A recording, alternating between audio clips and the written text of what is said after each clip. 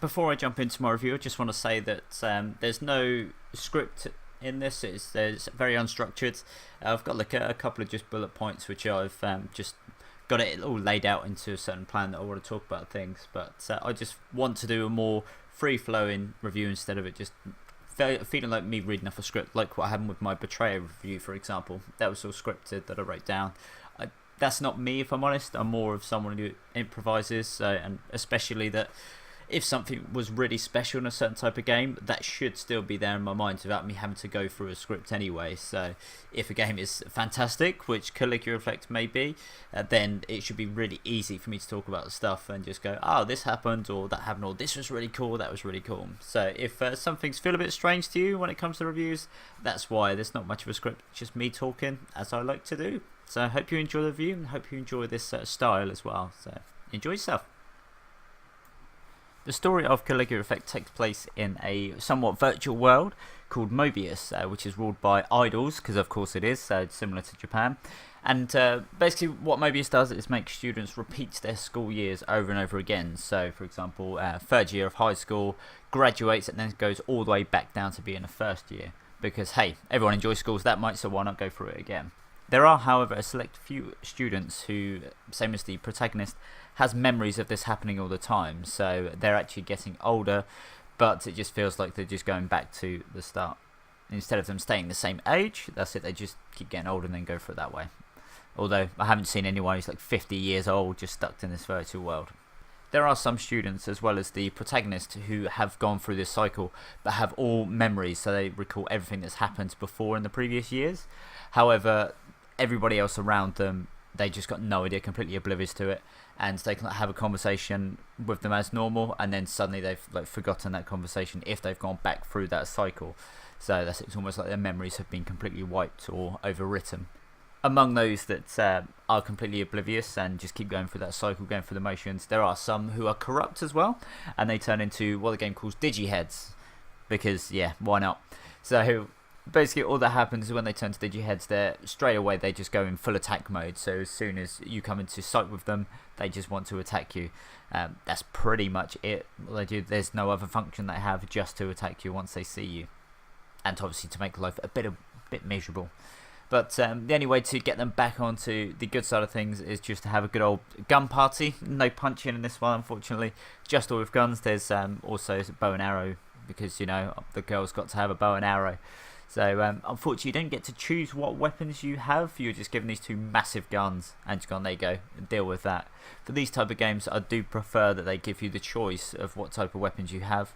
Yes, you could have them as if they are going to give you dual pistols, but why not give you an array of weapons to choose from, where it be dual revolvers, dual SMGs, or just normal dual pistols, but have the damage scale. The characters are somewhat well defined. Obviously the main ones, they will have more definition than the rest. You have like the normal, there's your cool character, there's your lively one.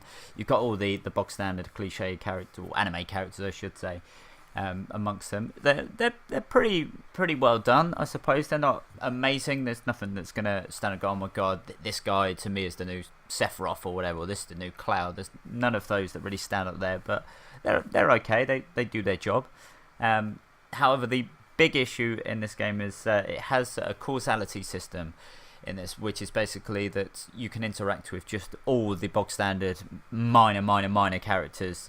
They can give you skills and stuff, and it gives you a little profile on them, but they have next to no personality whatsoever, which is a real shame, because it's this type of game. I really want that to work well, but it's like they've gone, okay, here it's tagged on, this is something that's going to be really cool soon, but not right now in this game, which is a real shame, because you want to make sure that it's done well, but it's not really. It's you'll see that there's almost like a sphere grid, and good luck trying to find anyone that you've gone, oh okay, this is Mickey for example, I'm going to go check her stats.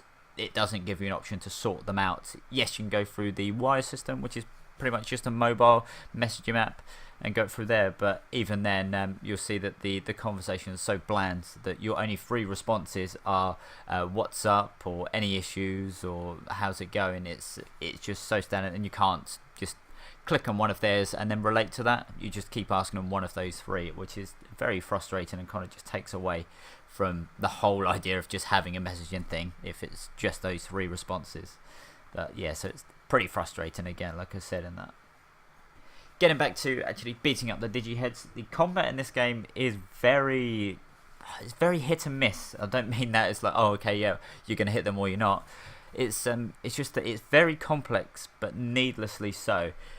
What I mean by that is it's got the usual, by the way, that if the main character dies, that's it, it's game over. Because once he dies or gets knocked out, there's nothing that your friends can do in your party. That's it, they just completely, I don't know, blow up in depression.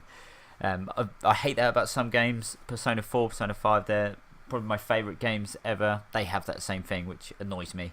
What I mean by this combat system being overly complex without it meaning to, so you have your normal turn commands, but you can combo them. So you can choose 1 action, or you can choose up to 3 actions on what you want to do to 1 or multiple enemies. But the timing has to be absolutely perfect. So for example, if you go for just a normal couple of shots where you shoot them a couple of times, and then you want to launch them into the air and then maybe do an aerial attack after that as well, you have to get it pixel perfect, or like millisecond perfect. I've had it so many times where I've done a couple of shots, launched them into the air, and just as I'm about to do my aerial kick, he misses by a fraction, like a real fraction. It's so small and minute, and that's it, the attack does 0 damage. It doesn't quickly go, okay, I've chose this action, I'm going to be there as quick as I can.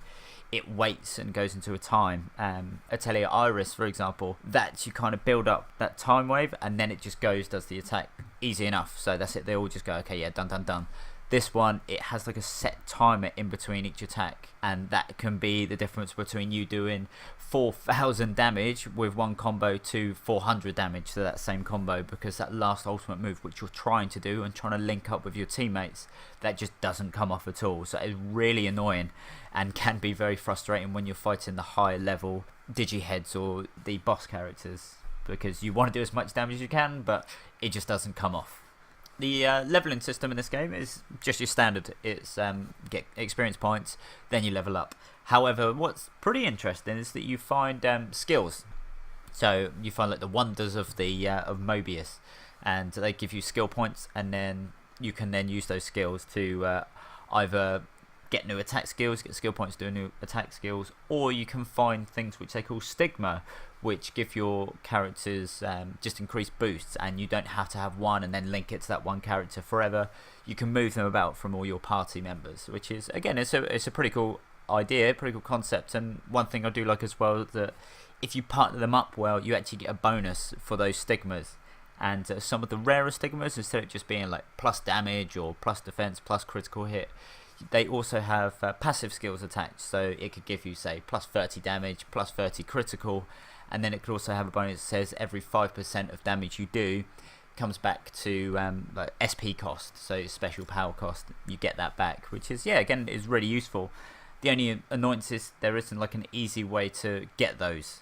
It seems like you can get them through the causality system, but I've yet to be able to figure out a way how to get them. It says I've unlocked them by making friends with people, or as much friends as you like until you keep talking, and then they just get sick of you anyway.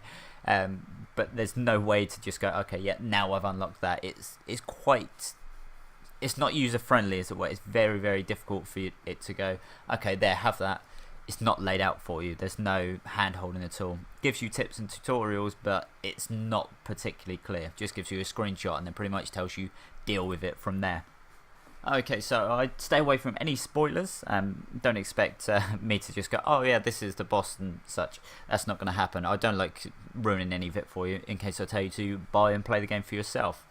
Speaking of, I'm not going to do like a 10 out of 10 rating system, because I just don't like the fact that this game is a 10 out of 10, because any game can be improved.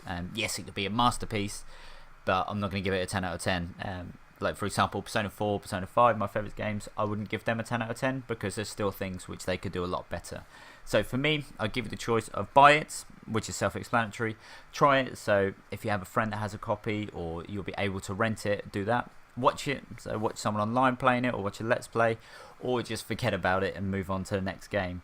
So for this, I recommend that you watch it, because it's probably just better for you to just go through, watch the cutscenes, see the story that way, because the combat really does let this game down, and actually playing it through like the causality system, like I said, it has a really intriguing premise there of, oh, you can make friends with everybody and get skills and learn about them. You get like a profile which you get to look at. It's just not executed well. What I am looking forward to though is if this game gets a sequel, because they've got the base there, and if they improve on it, it's going to be a fantastic game. But for now, there's too much for me to say, like, for you to try it or buy it for yourself. I'd just say watch it, look at the cutscenes online. I'm sure there's people that's got all the videos there, or just watch a Let's Play, but that's your best way to enjoy this game.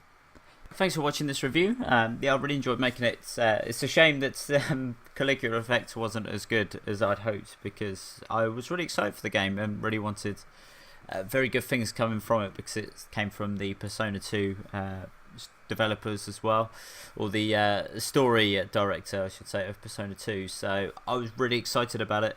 Like I said, I'm really looking forward to the sequel, if there is one, because the very base for this game is really good, but it just needs extra to be built upon to make it that much special, that much more special.